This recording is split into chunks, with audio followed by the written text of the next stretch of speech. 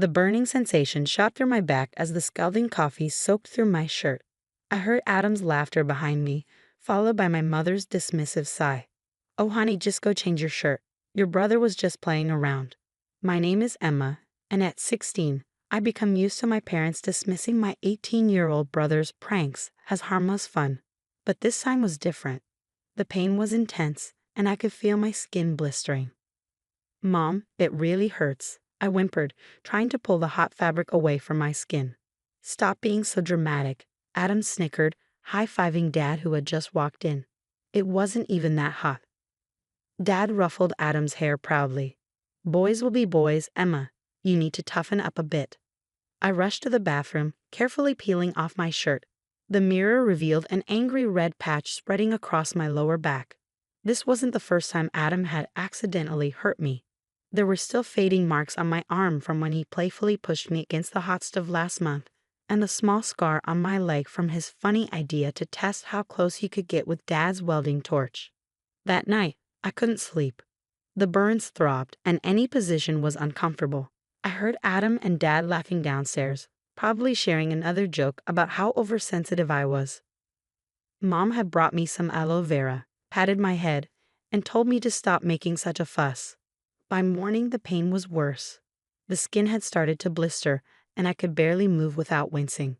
During breakfast, Adam purposely bumped into me, making me cry out as my shirt rubbed against the burns. "Oh, please," he rolled his eyes. "I barely touched you." Mom glanced up from her phone. "Emma, if you can't handle a little roughhousing, maybe you should eat in your room." That was their solution to everything. Send me away, make me invisible, pretend there wasn't a problem. I grabbed my backpack, fighting back tears as I headed to school. My best friend Lily noticed something was wrong immediately. "Emma, you're walking weird." "What happened?"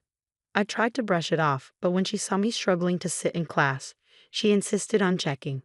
Her gasp when she saw my back drew the attention of our teacher, Mrs. Torres. "Emma, come here please," Mrs. Torres called quietly after class. Lily squeezed my hand supportively as I approached the desk.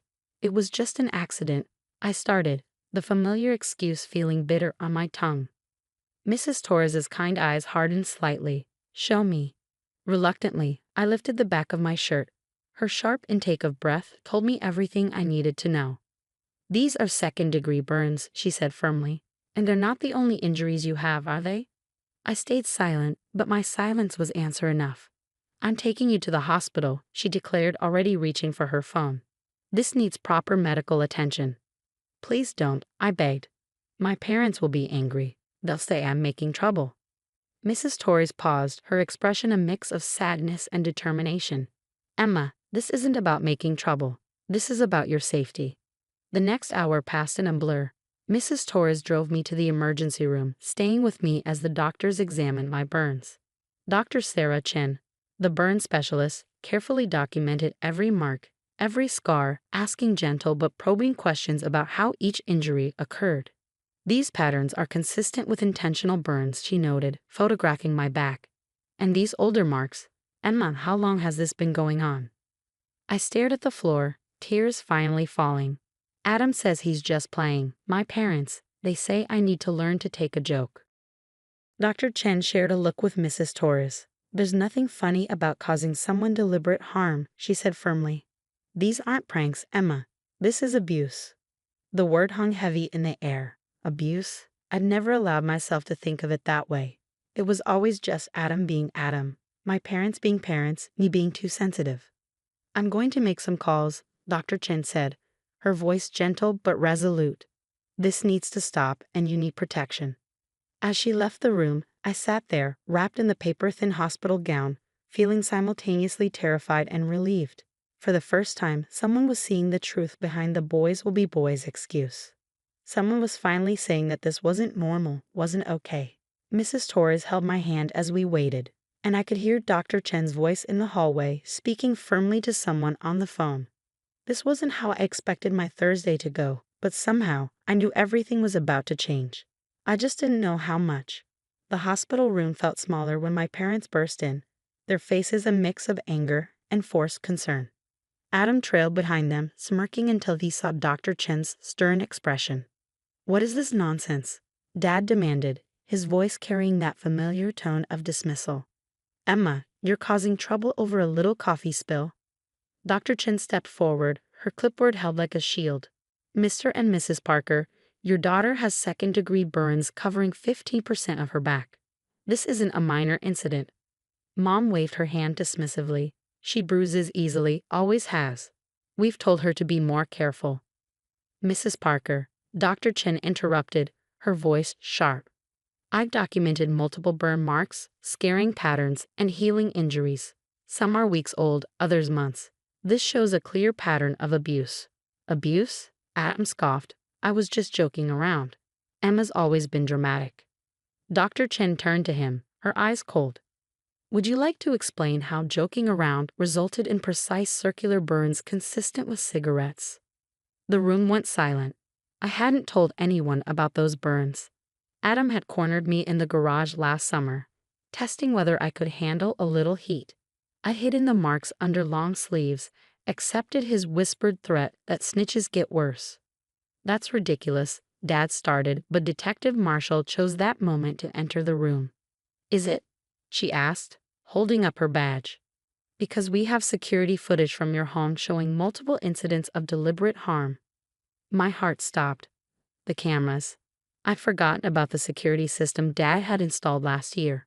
"The footage shows clear instances of premeditated assault," Detective Marshall continued, "including yesterday's incident with the coffee, which was deliberately heated to near boiling before being thrown." Adam's smirk finally faltered. Mom sank into a chair, her perfectly maintained facade cracking. "This is a family matter." Dad tried again. "We can handle this at home." "No," Dr. Chen stated firmly. "Emma is being admitted for proper treatment of her burns, and given the evidence of ongoing abuse, she won't be returning home with you." "You can't do that." Mom jumped up. "She's our daughter." "A daughter you failed to protect," Detective Marshall countered. "Adam Parker, you're under arrest for assault and battery. Mr. and Mrs. Parker, you're being charged with child endangerment and negligence." I watched as Adam's cockiness chattered, replaced by genuine fear, as handcuffs clicked around his wrists. My parents' protests faded into background noise as social services arrived to discuss my temporary placement. "Emma will stay with her Aunt Lisa while we conduct a full investigation," the social worker explained. Aunt Lisa, Mom's sister, who'd stopped visiting after arguing with my parents about how they handled Adam's rough play. As they led Adam away, he finally looked at me without that cruel gleam in his eyes. "Emma, tell them I was just playing. You know I didn't mean it." But I stayed silent, Dr. Chen's supportive hand on my shoulder giving me strength. For years, I'd swallowed his excuses, accepted that his pranks were normal sibling behavior. Not anymore. My parents were escorted out, Mom crying about family loyalty, Dad threatening lawsuits. Detective Marshall assured me they wouldn't be allowed contact until the investigation was complete. That evening, Aunt Lisa arrived, her eyes red from crying, but her voice steady. "I'm so sorry, sweetheart. I should have pushed harder when I noticed something was wrong." As she helped me pack some belongings from home, supervised by social services, I found myself breathing easier despite the pain of my burns. The house that had become a battlefield felt different now, its shadows less threatening. "Your cousin Sophie has already set up the guest room for you," Aunt Lisa said as we drove away, "and I've enrolled you in a new school district just until things settle." I watched my house disappear in the rearview mirror, thinking about how many times I dreamed of escape but been too afraid to speak up. Now, thanks to Mrs. Torres's concern and Dr. Chen's determination, I was finally free from Adam's pranks and my parents' willful blindness. The sun was setting as we arrived at Aunt Lisa's house, casting long shadows that somehow felt less threatening than the ones at home. Sophie, my 15-year-old cousin, waited on the porch, her face showing nothing but concern and love. As I stepped out of the car, sore but hopeful, I realized this wasn't the end of my story. It was just the beginning of a new chapter, one where boys will be boys would never again be an excuse for cruelty. 6 months later, I stood in the courthouse hallway, my heart pounding as I waited to testify. Dr. Chen sat beside me, reviewing my medical records one last time. Aunt Lisa held my hand, while Sophie braided and unbraided my hair nervously, a habit she developed during our late-night talks about everything that had happened. "Remember," Dr. Chen said gently, "just tell the truth." Your story is powerful enough. The security footage had been damning, but the prosecution wanted my testimony. They needed the jury to understand that behind each prank was a deliberate act of cruelty, masked by family silence. When they called my name, I walked into the courtroom with steady steps. Adam sat at the defense table, wearing a suit that made him look younger, more innocent. My parents were in the gallery, Mom clutching her designer handbag like a lifeline, Dad's face set in that familiar disapproving frown. But they couldn't silence me anymore. I spoke clearly about each incident: the coffee burns, the cigarette marks, the accidental encounters with hot surfaces. I described how they dismissed my pain, normalized the abuse, made me doubt my own experiences. And how has your life changed since receiving intervention? The prosecutor asked. I straightened in my seat. I sleep through the night now. I don't flinch when someone moves too quickly. My grades have improved, and I'm part of the school photography club.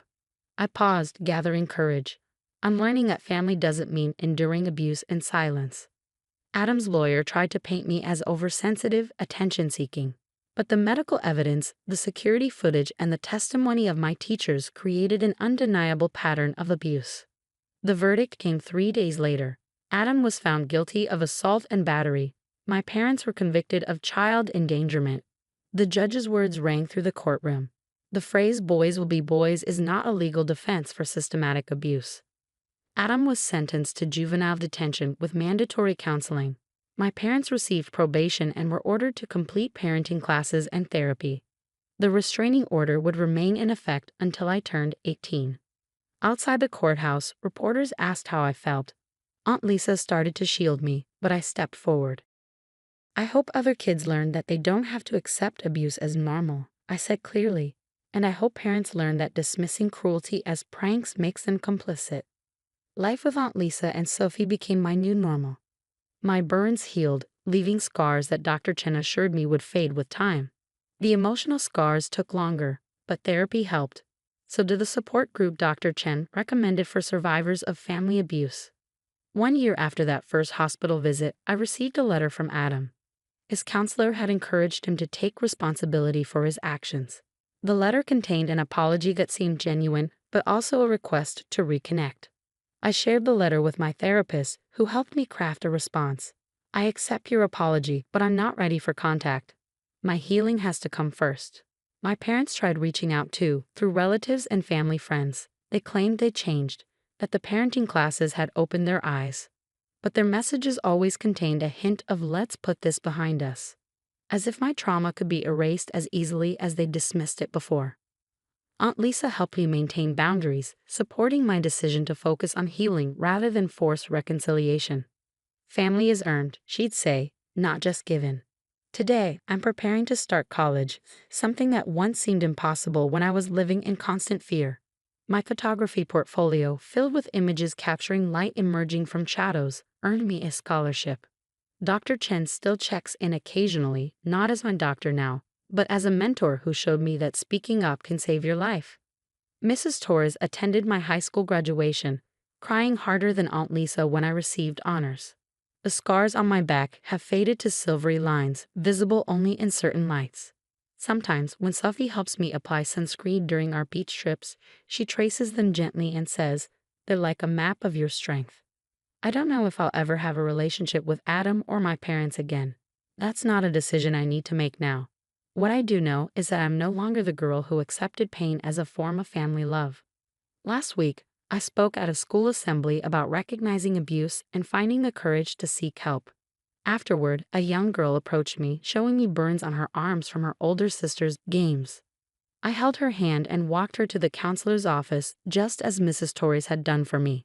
Because sometimes salvation comes not from enduring abuse, but from someone brave enough to say, "This isn't normal, and it needs to stop." The cycle of abuse breaks one voice at a time. Mine was heard. And now, I'm making sure others are heard too.